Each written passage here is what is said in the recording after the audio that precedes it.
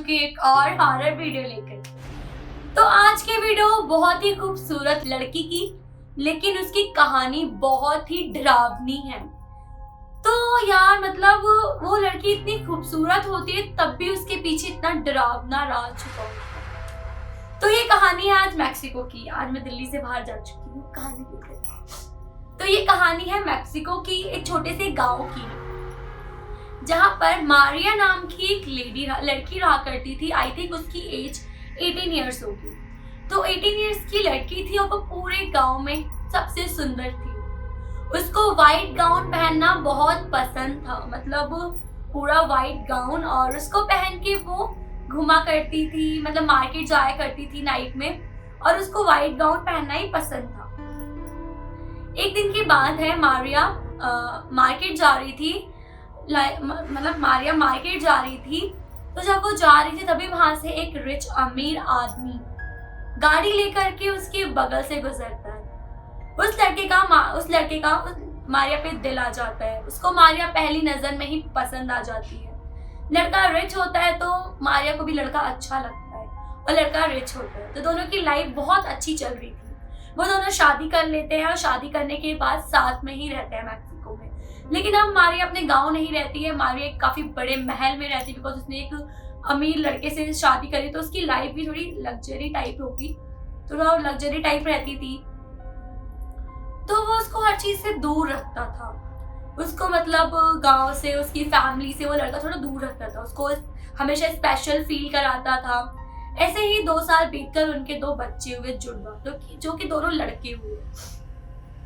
मारिया और मारिया का हस्बैंड दोनों ही बहुत खुश हुए, और वो दोनों इतने ज्यादा खुश हो गए कि मतलब कि उनकी लाइफ में और खुशियां बढ़ गई।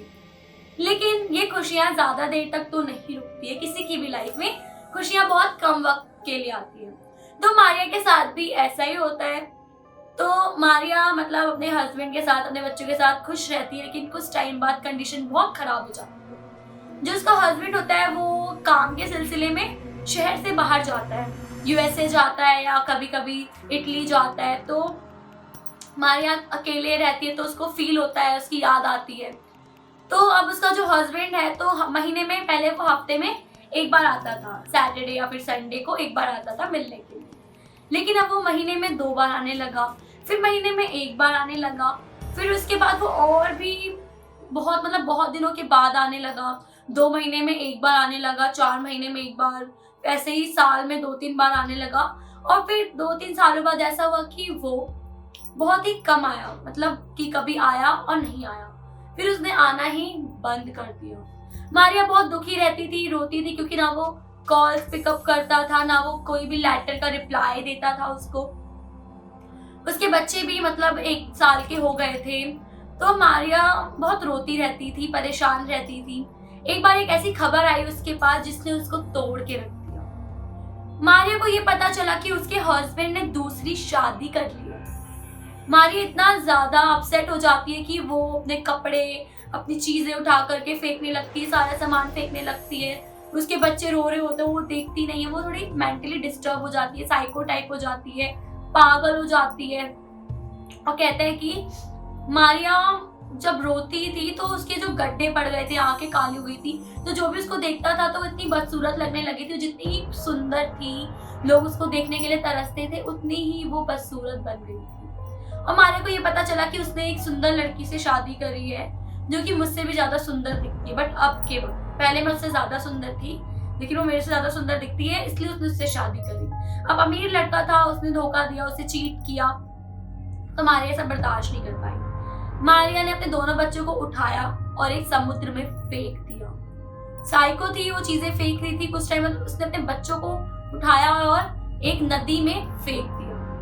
और फेंक करके जब उसको ये एहसास हुआ ना कि उसने ये क्या कर दिया, तब तक उसके बच्चे मर चुके थे। वो मर चुके थे और वो रो रही थी।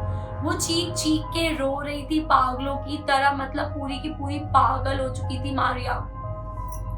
उसके बाद मारिया रोने लगते वहीं बैठ जाती है। और कुछ टाइम बाद मारिया भी उसी समुद्र में कूद करके अपनी जान दे देती है। तब से उसकी कहानी जो थी, जो उसने किया, ये पूरे के पूरे मैक्सिको में फैल चुकी थी कि जो मारिया थी, सबसे सुंदर लेडी थी हमारे गांव की, उसने समुद्र में कूद करके अपने बच्चों को पहले फेंका, अपने बच्चों को मारा समुद्र में और बाद में खुद भी आत्महत्या कर ली। फिर गांव वाले जो थे मैक्सिको के, उनका कहना ये भी था कि अगर हम रात के वक्त उस जगह से गुजरते थे तो वहां पे कोई लड़की रो रही होती थी गाउन पहनकर व्हाइट कलर का, और उसको हम रोते हुए देखते थे। तो गांव वालों का कहना ये था। फिर उसके बाद क्या होता है, मतलब जो भी उसको रोते हुए देखता था उसके पास जाता था, मारिया उसको मार देती थी, या उसको मतलब या तो उसके पीछे पड़ जाती थी, या तो कहती थी मेरा बच्चा दे, मेरा बच्चा दे, और उसको विपिंग लेडी भी कहा जाता है। आई थिंक आप लोगों ने इसकी एक मूवी भी बनी है इसके ऊपर, आप लोगों ने देखा भी होगा, और इसकी काफी सारे शॉर्ट फिल्म्स बनी हैं। आप लोगों ने अगर देखा होगा तो कमेंट जरूर करना। आगे की कहानी कंटिन्यू करती हूँ मैं। उसके बाद कहते थे कि जो मारिया थी उसको लाल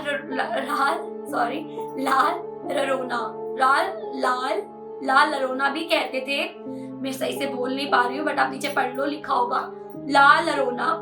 तो उस नाम से भी उसको कहते थे, और विपिंग वुमेन भी कहते थे, क्योंकि वो इतनी ज्यादा डेंजर थी कि वो जब रोते हुए आती थी सामने तो उसका पूरा मेकअप, उसका पूरा फेस, उसके वो आंसू के धब्बे, वो काला सा, मतलब वो सपनों में भी आती थी। और अगर कोई भी बच्चा उसको रोता हुआ दिखता था तो वो सोचती थी वो मेरा बच्चा है, और उस बच्चे को ले आती थी वहां से उठा करके जहां से वो रो रहा होता था, और जब देखती थी ना कि वो बच्चा मेरा नहीं है तो उस बच्चे को मार देती थी, उसी तालाब में डाल करके, उसी समुद्र में डाल करके उस बच्चे को भी मार देती थी। तो ये कहानी मैक्सिको में बहुत ज्यादा फैल गई थी कि लाल लरोना और विपिंग वुमेन बच्चों को मारती है, और जो भी उसके पास जाता है उसको भी मारती है। तो फ्रेंड्स, क्या आपको पता था इसके बारे में, विपिंग लेडी के बारे, विपिंग वुमेन के बारे में? क्या आपको पता था? क्या आप जानते थे मारिया की पूरी स्टोरी? क्योंकि मैंने तो फर्स्ट टाइम सुना और मैं बहुत ज्यादा डर गई, क्योंकि ऐसा कहा जाता है कि जब कोई इंसान तड़प तड़प के मरता है या कुछ मतलब वो कुछ ऐसे मरता है तो उसकी जो पूरी जिंदगी होती है, पूरी लाइफ होती है, मरने के बाद भी वो ऊपर मतलब उसको मुक्ति नहीं मिलती और वो दुनिया में ही रहता है। मारिया का रो रो के वैसे बुरा हाल हो रखा था पहले से ही। अब मारिया बदला लेना चाहती थी।